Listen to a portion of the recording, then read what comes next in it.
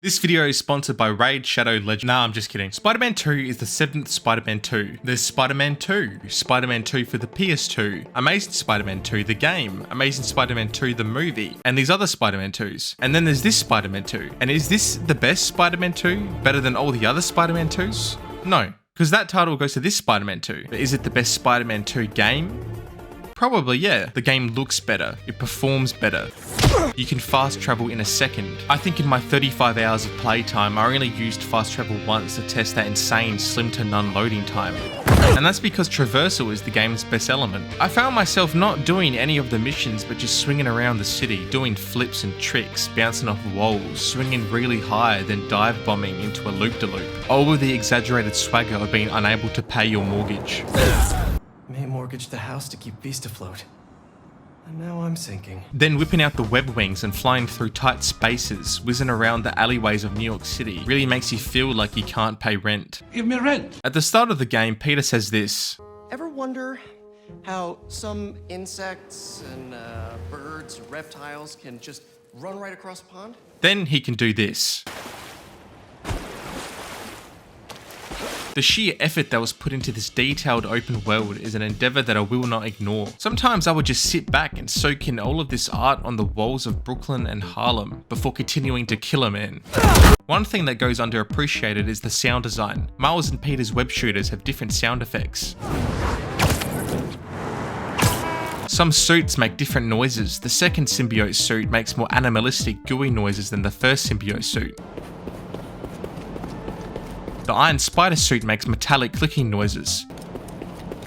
Swing through a tree and there's like 5 different sound effects for the leaves brushing against your suit depending on the intensity of your swing.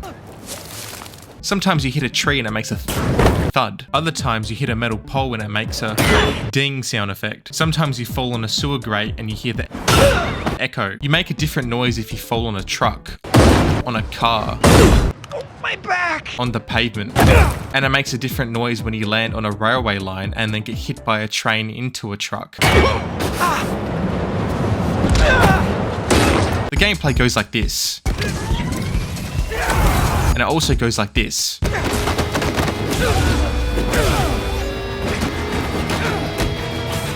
But sometimes it goes like this. Quick! He's getting away! And this. Whoops. The web swinging is great, but sometimes you see glimpses of faulty animations that do not look quite right when you swing near a wall, or how a web magically fades through buildings. The game kicks off with one of the best opening boss fights I've ever seen, except God of War and the other God of War. The fuck you say? A huge step up from the first game in what used to be this, is now this.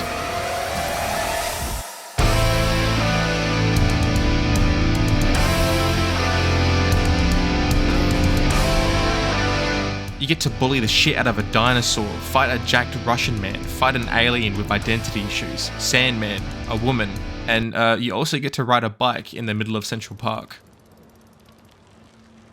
Remember in the first game where they had those MJ stealth missions which everyone hated? Yeah, well, they brought them back. But now she has a taser and it can take down 15 hunters who are the best of the best, personally handpicked by the best hunter in the world, just by sneaking up to them and pressing square. Compare that to a superhero who can lift up cars, and it's much more of a struggle. Which makes this a little insulting from both the story and gameplay perspective, and it makes me just want to fucking... One of the things that I dislike about the game is how many elements were dumbed down from the first game to make room for newer features. In this game, the suits are purely cosmetic, which, sure, that's fine, but the abilities and gadgets from the first game have been removed. Now Spider-Man has 4 anti-gravity nanotech 14 gigafart web thingies. I just find it harder to believe they just can't sell one of these and pay off his mortgage. May mortgage the house to keep Beast afloat. How can he afford to make these on a teacher's salary? You're fired! You're fired! Fired! But despite all of that, the secret to the greatness of these games is not in its gameplay but its story. And what do I think about the story? It's okay. I think you can look at the story of Spider-Man 2 as a story about life, or more rather, when and how it is relevant to take a life, when to let it go, and if people can change. How the game actually executes this is where the issues lie, as I just feel like it needed some more time. More time as Miles, more time as Peter, and less time as a Ginger. They say a story is only as good as its villain, and the villain of this game is Kraven. And Kraven's whole shtick is that he is hunted and defeated everything and is getting bored of the lack of challenge it provides, yearning for a warrior's death. As one of his servants gives him an iPad of New York, he goes, So he begins the hunt in New York, and this is where my issue with the game starts from a story perspective. I guess you could say I wasn't really Kraven.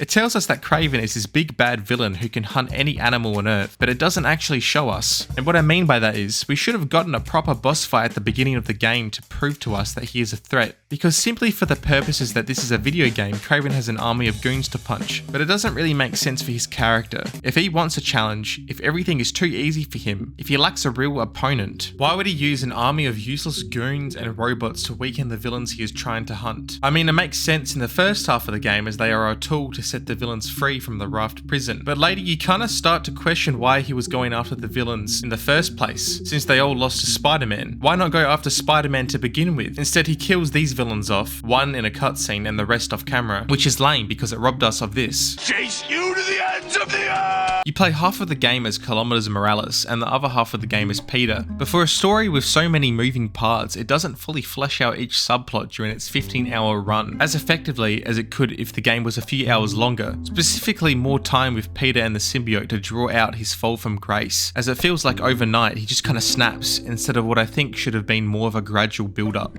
The truth is, I'm the hero here, not you. Peter is out here doing all of this. Is this how you want your family to remember you?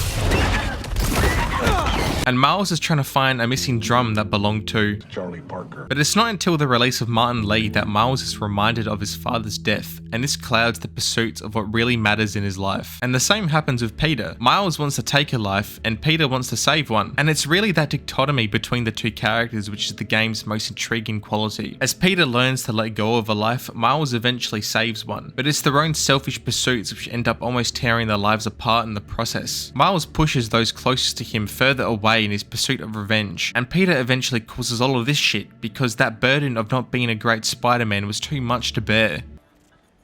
I'm fresh out of honey.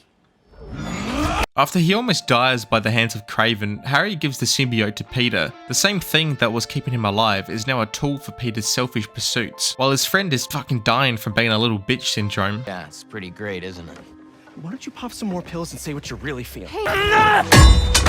Spider-Man is out here doing all of this for what he claims is for his best friend, but what really is for himself. And it's really what is the best thing about the story, which is how subtle it is. At the Coney Island mission, Peter almost fails to save the people. I'm sorry! Then when the symbiote has fully taken over Peter's body and soul, he says this. It makes me a better Spider-Man. Whereas Peter understood the burden and moral importance of saving the lives of the many over the only life he truly wanted to save, Norman doesn't, and I think this is going to play an important role in the final game. Imagine it's your first day at Amazon as a security guy and Jeff Bezos is telling you to stop this thing. Get back up in here now! And that begs the question, at what point do you just have to let it go? Harry even says this at the start of the game. This doesn't work. Take me out.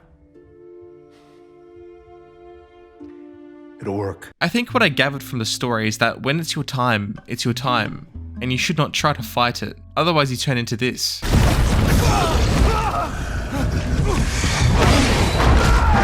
It is not as airtight and concise as the first game. It's not perfect, it's just okay. So yeah, those are my thoughts on Spider-Man 2.